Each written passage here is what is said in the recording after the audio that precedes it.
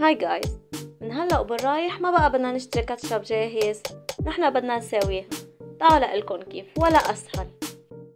بدي ملعقة ونص كبار بالبندورة، زيد عليهم نص كوباية مي،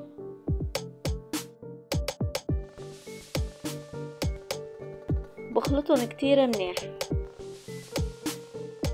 برجع زيد عليهم ملعقة كبيرة سكر، كمان بخلطهم كتير منيح، وبزيد عليهم ملعقة كبيرة خل.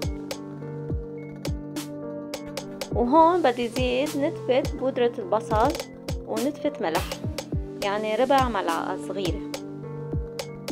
هون عم جهز النشا، عم دوبه بربع كوباية مي، بس يغلو بزيدهم عليهم. هون عندي بلشوا يغلو، زدتهم فوقهم،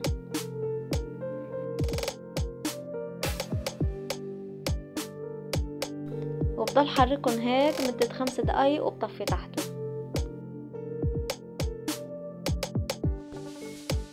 وشوفولي على هالمنظر، ولا أطيب وكتير سهلة.